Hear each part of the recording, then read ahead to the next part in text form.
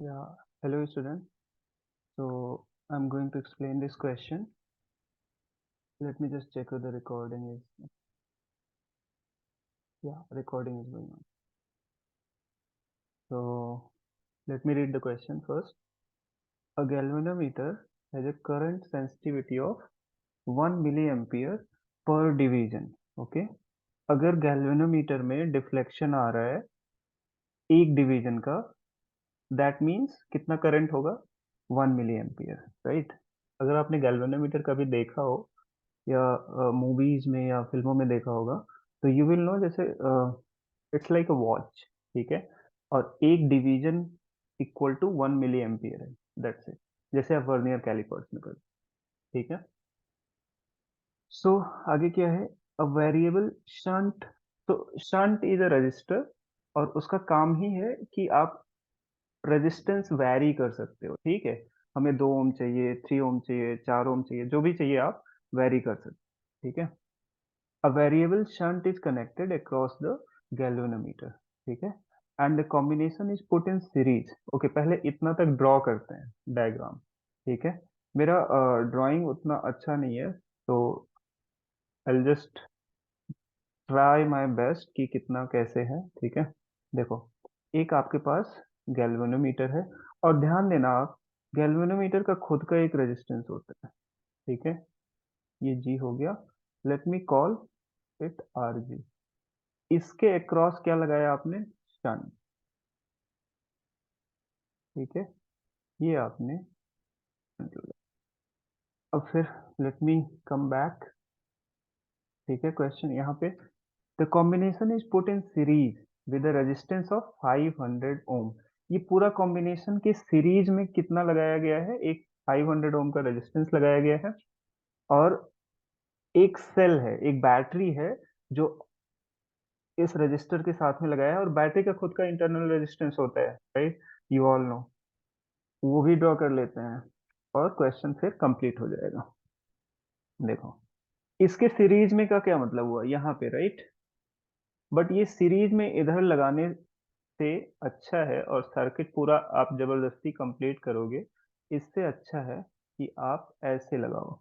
ये भी सीरीज ही है, देखो मैंने, ये सब वायर्स हैं, वायर्स को आप अपने हिसाब से बेंड कर सकते हो जहां से भी आपको चाहिए, ठीक है।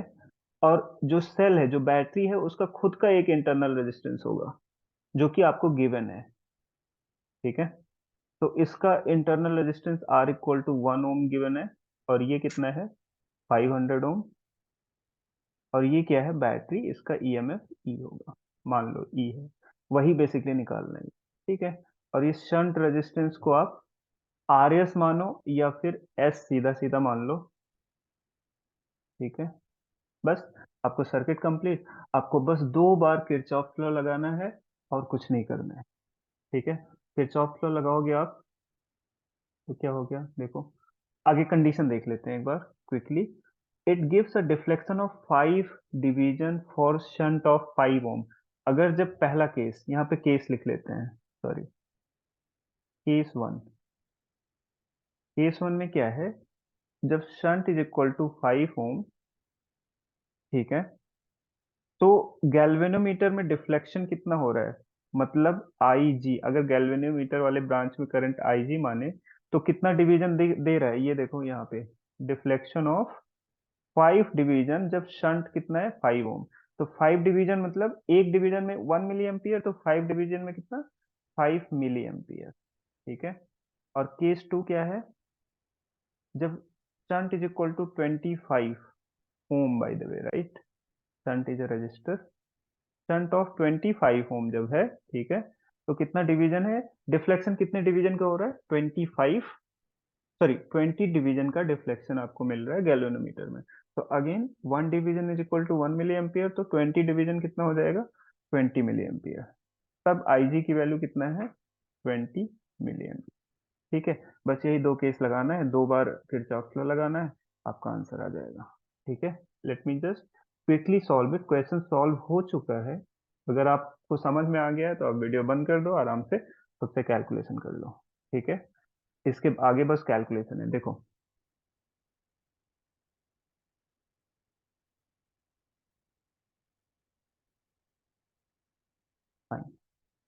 तो यहाँ पे देखो, ये जो शंट है और ये जो, पहले तो एक बार करंट का डिस्ट्रीब्यूशन कर लें। पूरे भी सर्किट में जितनी भी बैटरी होगी, जैसे इस केस में तो केवल एक बैटरी है, मैं हमेशा बता दे रहा हूँ, मैक्सिमम जो मैक्सिमम सेल मैक्सिमम ईएमएफ की जो बैटरी है, उसको मेन बैटरी मान के करंट की डायरेक्शन आप दिखा दिया करो। यहाँ से मान लो टोटल करंट आई गई, यहाँ पे ब्रांच आउट हो रहा है, इसमें कितना जा रहा है आईजी, और यही आईजी आपको कहाँ शो होगा, गैल्वेनोमीटर में, और इधर कितना जाएगा, आई माइनस आई जी। देखो मैं आपको एक बार बताऊं, यहाँ पे बहुत सारे स्टूडेंट ये करते हैं, इधर आई वन मान लेते हैं, इधर आई टू, या फिर इधर आई जी माने, इधर आई एस। क्यों एक एक्स्ट्रा इक्वेशन बनाना है, why do you want to do it, do not do it. तो आई जी करो दूसरा, टोटल में से अगर आई जी इधर चला गया तो उधर कितना गया, I minus I G, that's it. और इधर से आके ये वाला और ये वाला दोनों ऐड होके फिर से यहाँ आई आ गया। ठीक है, तो आपको किरचॉफ लॉ यहाँ लगाना है एक बार, और यहाँ लगाना, that's it. For both the cases लगाना है, दैट मीन्स दो बार लगाना है, दो केस दिए हैं तो चार बार लगाना है। ठीक है, तो पहले केस को हम लेते हैं यहाँ पे। ठीक है, देखो, लेट मी जस्ट साइड होगा,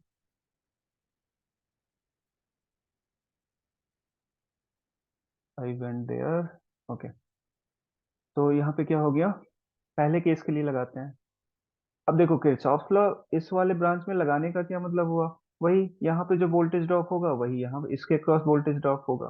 पहला इक्वेशन बन गया, I G R G is equal to S into I minus I G. ठीक है, इसको सिंप्लीफाई कर लो, एक इक्वेशन आ जाएगी। आई जी पता है आपको, ठीक है, पहले केस के लिए है ये, तो 5 है, मिली एम्पियर में ही रहने देते हैं, तो हमारा जो आंसर आएगा वो मिली वोल्ट में आ जाएगा। ठीक है, I hope you understand. M into R G कितना है बताओ, आर जी आपको नहीं पता है, that is the worst part. ठीक है, वो वहीं पे रहेगा, इक्वेशन बनेगी, आर जी एलिमिनेट हो जाएगा, सॉल्व कर लेंगे, डोंट वरी अबाउट।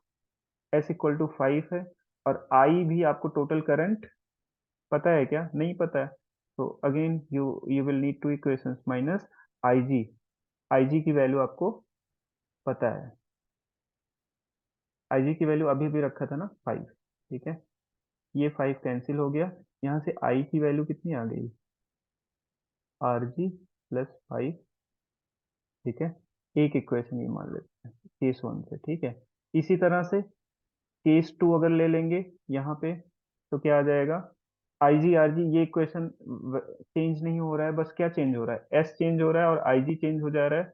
तो आई जी कितना हो जाएगा, 20 into R G is equal to, S कितना है 25 इंटू आई माइनस आई जी 20। ठीक है, तो ये हो जाएगा, ये कट कर दो, कितना आया 0.8, राइट, 25 एट जा 200, तो डेसिमल लगा है तो आप इतना समझ रहे होगे यार। ओके, आई इक्वल टू क्या हो जाएगा, 0.8 आर जी प्लस 20, ये इक्वेशन टू आ गई। बस, अब यही दोनों, जैसे दो बार इधर लगाया ना किरचॉफ लॉ, वैसे दो बार इसमें लगाना है, दोनों केस के लिए, इस वाले लूप में। अब देखो इस वाले लूप में अगर आपको लगाना है, मैं थोड़ा सा क्लियर कर दूं यहाँ पे चीजें, जैसे तुम तो यहाँ से ये, तो ये लूप आपको पता है, आईजी आपको पता है, तो आईजी यहाँ से हटा दे रहा हूँ मैं। Okay, now tell me again here. ठीक है, ये हो गया इधर, राइट, आरजी। आप बताओ किरचॉफ लॉ के कुछ बेसिक फंडामेंटल रूल है। अगर आप बैटरी को क्रॉस कर रहे हो माइनस से प्लस, तो मेरा रूल है बाय द वे, मैं ऐसे करता हूँ, अगर आप कोई उल्टा कन्वेंशन फॉलो कर रहे हो तो प्लीज कीप फॉलोइंग इट।